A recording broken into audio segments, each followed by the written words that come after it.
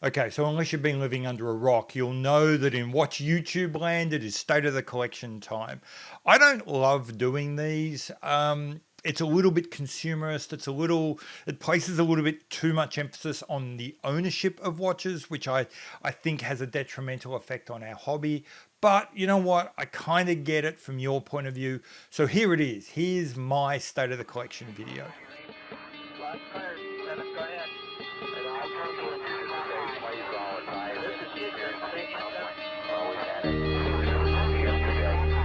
Seems to be tagging along with it. Hi, I'm Pete McConville. Welcome to my channel where I talk about, think about, overanalyze, and just generally get way too deep on watches.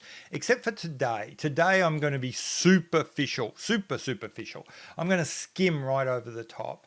As I said, I don't like lingering too much on these whole collection type videos.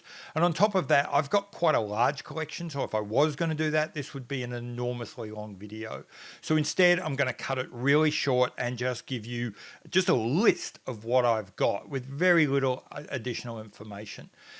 Just so that you understand my collection, it comes in 4 parts: vintage Alpena, prospects, Seiko prospects divers, travel watches, and then watches I just plain old everyday love.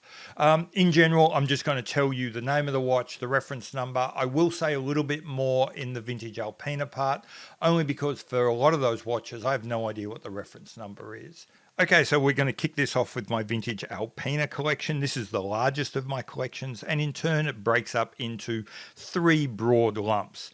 The early years from the founding of Alpena through to the early 1940s, the glory years from the early 1940s to call it 1970, when Alpena were at their peak of being one of the leaders in the creation of the modern sports watch, and then the declining years when, like much of the industry, Alpena kind of lost their way, lost confidence, lost direction with the currency issues at the time, the trade issues at the time, and of course the quartz revolution.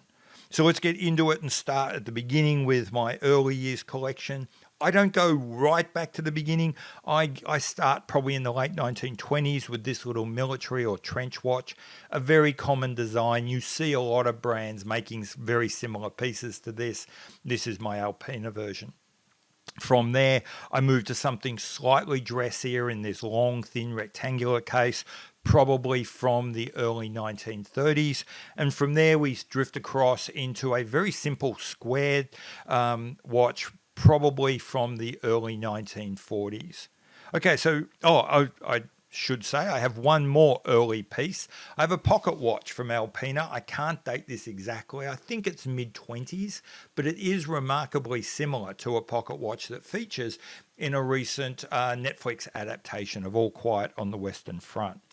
Okay, so now moving into the glory years part of my collection, the Alpena 4s generally, and I start with this very little, very simple, all Arabic, small seconds watch, probably from the late 1940s.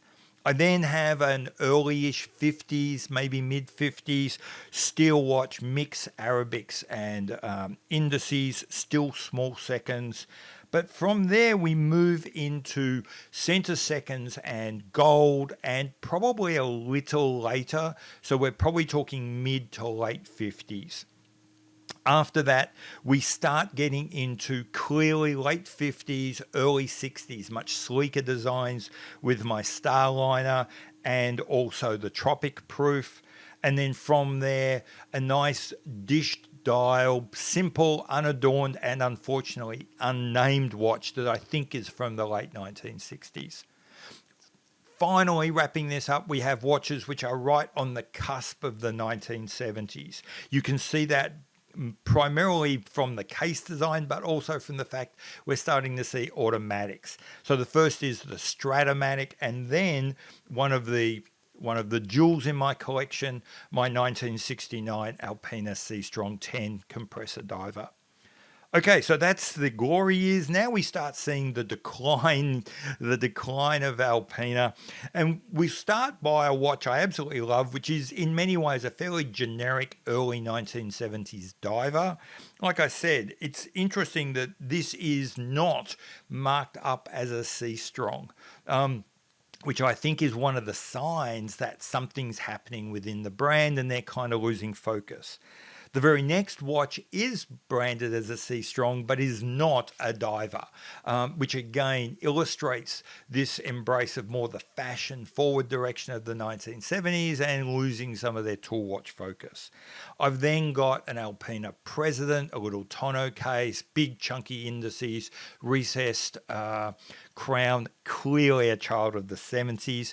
As is the next watch, cushion case, gold plated, unnamed, very generic, but still, I love this because it's such a 70s piece. Speaking of such a 70s piece, my little completely unadorned, unnamed, no second hands, no indices, no markers dress watch. This is probably the epitome of the dress watch. And then rounding out the collection, my final vintage Alpena, a pretty generic late 70s automatic C Strong that is not a diver, is only gold plated. As I say, emblematic of both its time and probably the looming need for change at Alpena. Okay, so now let's get into my Seiko Prospex diver collection with a watch that is a Seiko, is a diver, but is not a Prospex, but it's a great place to start. I have a Seiko SKX orange dial, SKX 011J1. I then move to a Seiko Turtle, move up to the 4R movements here. This is a Save the Ocean Turtle, SRPC 91K1. I then also have, in staying with the 4Rs, a Seiko Samurai SRPC 07 and a Monster SRP 311J1. This is often known as the Fang Special variant. That's the end of the 4Rs. We now move into the 6R variants, the SBDCs, and I start with the Mini Marine Master SBDC 063, move to a Sumo, my grey Sumo, SBDC 097, and then round out the 6R collections with a 62 mass variant. This one based on the 140th anniversary, or is the 140th anniversary limited edition, SBDC 139. My final Seiko is an actual Marine Master, and I think it's a really great example of the very best of Seiko. It is the Tuna. Also, it is a quartz movement, SBBN 031. Okay, so now let's get into my travel watch collection. Start with my Bell & Ross instrument, a square GMT, reference number BR03-93-GMT. I then have one of my very few micro brands, a Boulder Globetrotter GMT, reference B16-2067.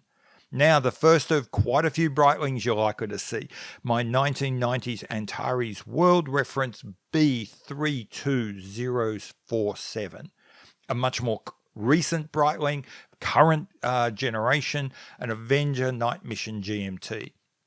Reference number V32395-101B1X1. Now, a complete change of pace, a German watch, a Dornbluth and Sohn, World Time Classic, reference 99.1. Going back to the 1990s, a Fortis Flieger GMT, reference 596.10.148. Now, my first ever watch as a collector in this new incarnation of me, the Frederic Constant Classic Index GMT, reference FC-350S5B6. Quite a change of pace, a Gerard Perregaux Blue Dial GMT Traveller 7000, reference 7000-7200. The first of my Jaeger-LeCoultre, a Master Compressor Diving GMT, reference number 159.T.05. An unusual watch for me, a Mido Multifort GMT, a lot dressier than I would normally wear, reference number M005.929.36.041.00. Moving back to something much more my style, a Sinn 105 SAW UTC, reference number 105.021. Okay, so on the final straight now, my final collection, watches I own for no other reason than the fact I really love them. We start with an Alpena Star Timer Pilot Automatic, reference number AL-525G4TS6. Another Alpena, the C Strong 300 Automatic, reference number AL-525LBN4V6. Another Alpena, the C Strong Heritage, reference number AL525S4H6. And my last Alpena, I promise this, the Alpena 4 Automatic, reference number AL-525NS5AQ6. Another Boulder, moving to this time the Expedition.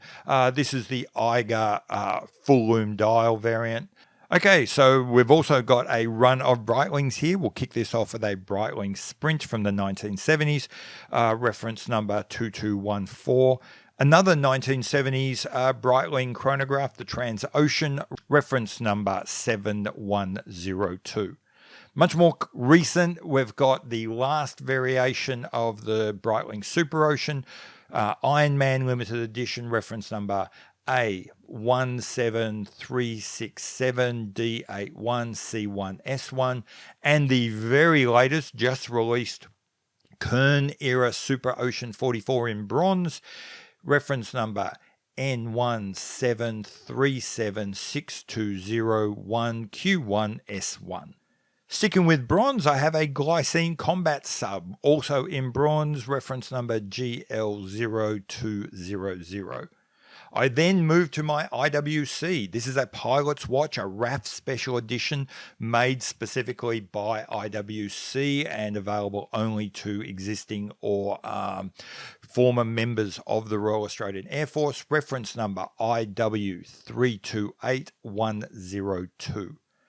First of my two Muhle Glashuttes, I have a M99 City M1-99-43-MB and a current generation 29er Casual with a blue dial M1-25-72.